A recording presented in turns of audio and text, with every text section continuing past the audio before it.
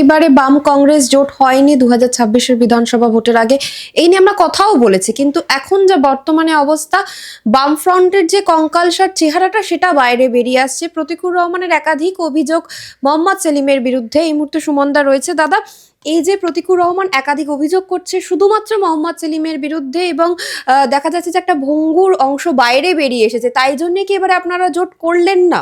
মানে এরকম অবস্থাটা আপনারা আগে থেকে বুঝতে পেরেছিলেন?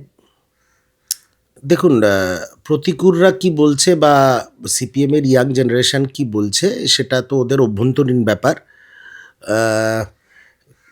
জোট না করার প্রধান এবং প্রথম কারণ হচ্ছে একদম সেই ব্লক লেভেল থেকে রাজ্য স্তর অবধি কংগ্রেসের নেতাকর্মীরা মনে করেছিল যে দীর্ঘ 20 বছর আমরা জোট করে লড়েছি বিধানসভায়, তা যা পরিস্থিতি রয়েছে বিধানসভায় আমরা নেই, এর চেয়ে খারাপ তো আর কিছু হতে পারে না। তো এবার দেখা যাক না, এটা তো ঘটনা, বহু মানুষ একটা টাইমে ভোট দিতেন না, কিছু শতাংশের ভোট আমরা পেতামও না যে এই জোট করার জন্য। তা নতুন করে রাজনৈতিক তো সম্ভাবনার শিল্প, আমরা আরেকটা নতুন পলিটিক্যাল এক্সপেরিমেন্টে গেলাম, দেখা যাক কি হয়। শূন্যের নিচে কিছু হতে পারে না, আমাদের শূন্য শূন্য বলা হয় না, ওই কিছু প্রাক্তন আসামিরা মুখপাত্র সেজে বিকেলবেলা বসে বলে শূন্য ছিল মহাশূন্যে চলে যাবে, অনেক কথা বলে। তা কর্মী সমর্থক নেতৃত্বের যখন ইচ্ছা যে তারা একা লড়বেন, তাই একা লড়ে দেখা যাক। হ্যাঁ, কিছু কিছু বক্তব্য সিপিএম নেতাদের অন্তরায় হয়ে দাঁড়িয়েছিল শেষ মুহূর্তেও। রাজনীতিতে শেষ মুহূর্তে যতক্ষণ না একটা স্বাক্ষর হচ্ছে, যতক্ষণ না একটা মৌচুক্তি হচ্ছে, ততক্ষণ তো কিছু বলা যায় না রাজনীতিতে।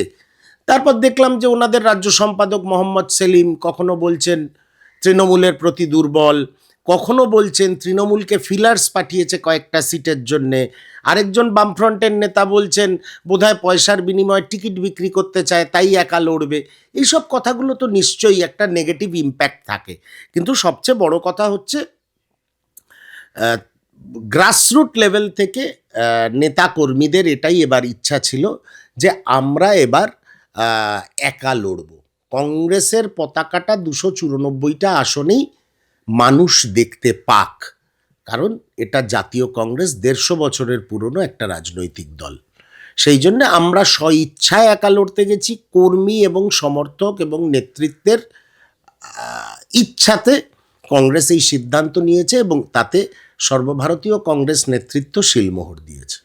এবং এই যে প্রতিকুর রহমানের একাধিক মন্তব্য বাইরে আসে, তরুণ তুর্কি নেতা, আপনি তো এতদিন রাজনীতির সঙ্গে যুক্ত, ভোটের আগে এই রকম একটা ঘটনা বামফ্রন্টকে তো অনেকটা অসুবিধার মুখে ফেলবে বলে মনে করছেন কি?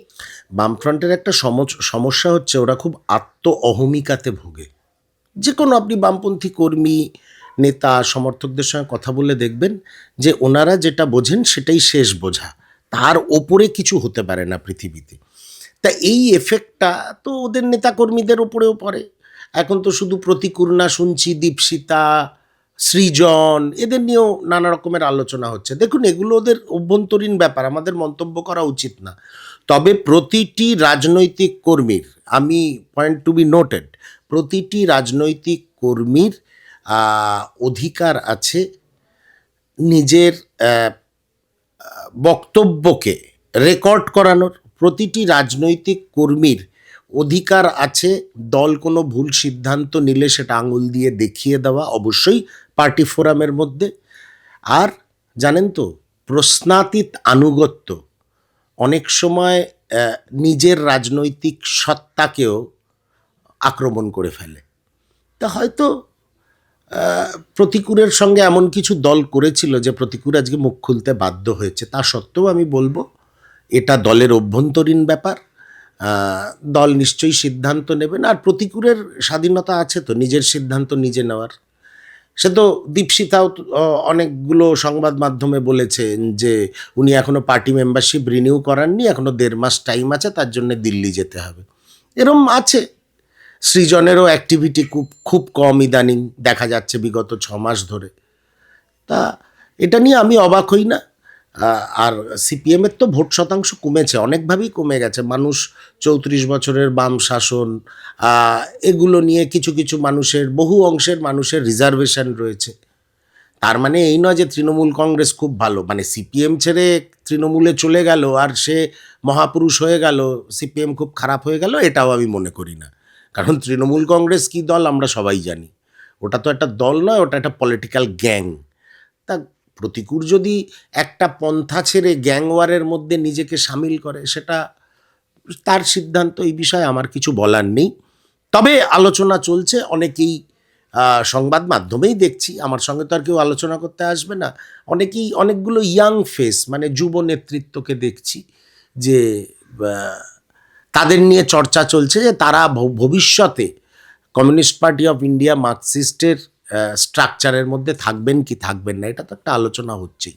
মানে পশ্চিমবঙ্গে বর্তমানে যা অবস্থা, আপনারা ভোটে লড়াই করছেন একা, বামেদের এইরকম অন্তর্দ্বন্দ্ব প্রকাশ্যে চলে আসছে, বিজেপির যা অবস্থা, মানে তাতে কি মানে এইখানে বিরোধীরা ভীষণ ক্রমশ মানে একেবারে শক্তি হারাচ্ছে, শাসকই একা শক্তিশালী, লড়াই দেওয়ার মতো পশ্চিমবঙ্গে কি আদৌ কোনো দল রয়েছে মানে তৃণমূল কংগ্রেসকে লড়াই দেওয়ার মতো?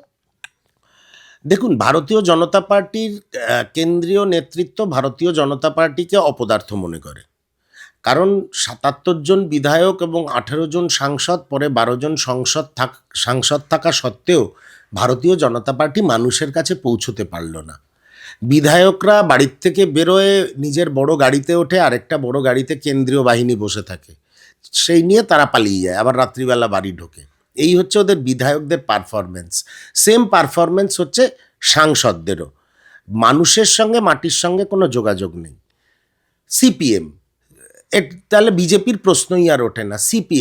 সিপিএমের দীর্ঘ ৩৪ বছরের ইন্ডাস্ট্রিয়াল পলিসি, তারপর বিরোধীদের আক্রমণ করার ইতিহাস এখনও জলজল করছে।